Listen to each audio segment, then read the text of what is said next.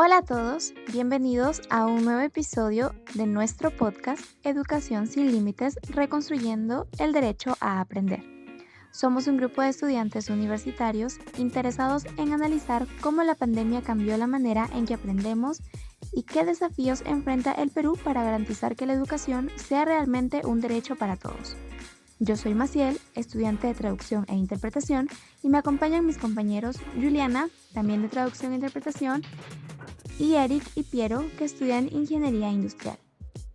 A lo largo de este episodio hablaremos sobre el derecho a la educación, cómo se ve afectado por la pandemia del COVID-19 y analizaremos la propuesta de autonomía escolar que menciona Castro, además de compartir nuestras propias reflexiones y posibles soluciones.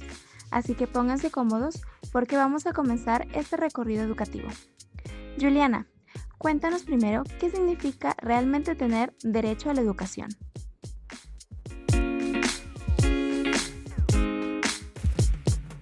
Gracias, Maciel. El derecho a la educación es mucho más que ir a la escuela o a la universidad. Es un derecho humano reconocido en la Declaración Universal de los Derechos Humanos de 1948, que dice en su artículo número 26, toda persona tiene derecho a la educación. También está en el Pacto Internacional de Derechos Económicos, Sociales y Culturales, donde se resalta que la educación debe ser asequible, accesible, aceptable y adaptable.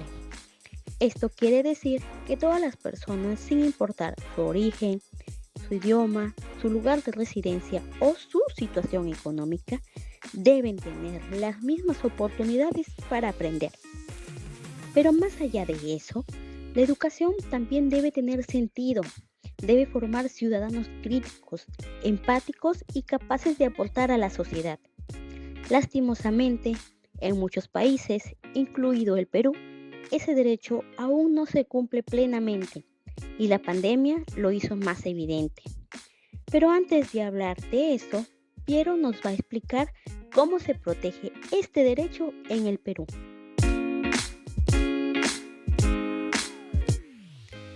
Así es, Giliana. En el Perú, el derecho a la educación está garantizado por la Constitución Política. En su artículo 13 nos menciona que la educación tiene como finalidad el desarrollo integral de la persona humana y que el Estado está en la obligación de garantizarla. Además, la Ley General de Educación número 28044 reafirma que la educación es un derecho fundamental y un servicio público gratuito en los niveles básicos cuando lo ofrece el Estado. Sin embargo, aunque en los papeles suena bien, en la realidad es una situación muy diferente. Hay brechas enormes entre la educación urbana y la rural.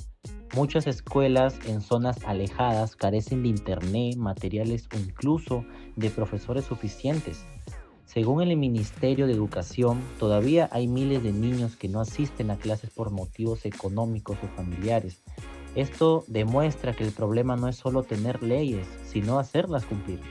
Y con la pandemia estas desigualdades se profundizaron. Eric nos contará más sobre esto. Gracias, Piero. La pandemia fue, sin duda, uno de los mayores retos para la educación en el Perú. En 2020, más de 8 millones de estudiantes tuvieron que dejar las aulas y adaptarse a una enseñanza virtual para la que muchos no esperaban preparados.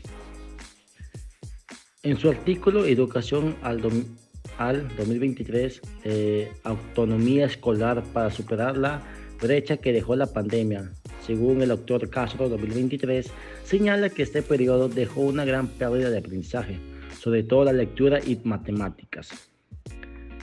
También evidenció una gran brecha digital. Miles de estudiantes no tenían acceso a internet ni a dispositivos adecuados. Mientras tanto, algunas escuelas privadas pudieron adaptarse mejor gracias a su infraestructura y recursos. Lo que me llama más la atención del análisis de Castro es que las escuelas que tenían más autonomía fueron las que respondieron más rápido y con mejores resultados.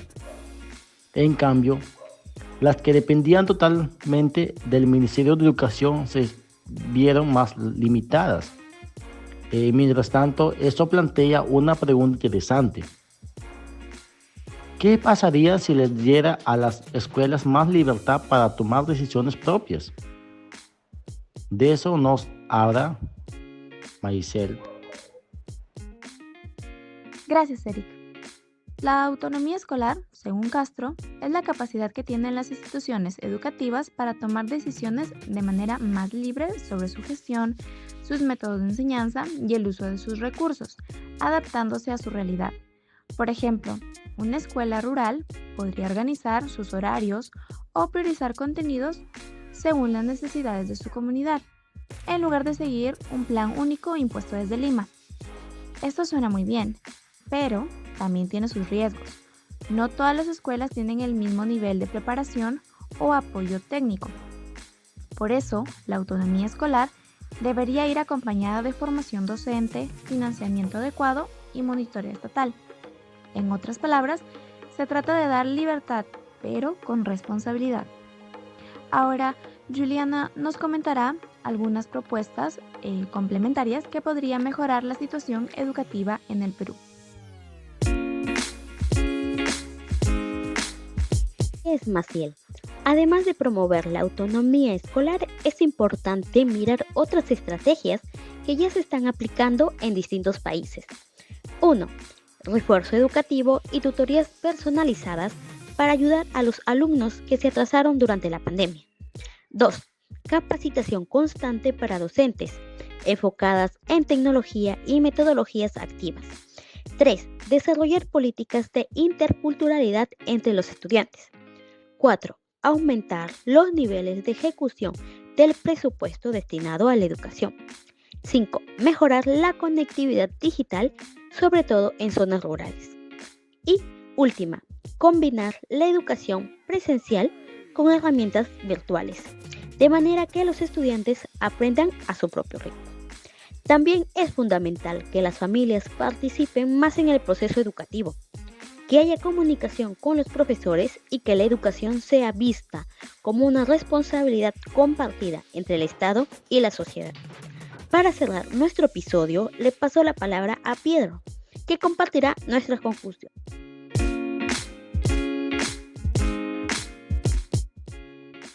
Muchas gracias, Liliana. Después de todo lo conversado, ¿no? En este momento, queda claro que la educación es la base para el desarrollo de cualquier país, pero garantizar el derecho a aprender no solo depende de las leyes o discursos que se den, requiere de compromiso, recursos y visión a largo plazo.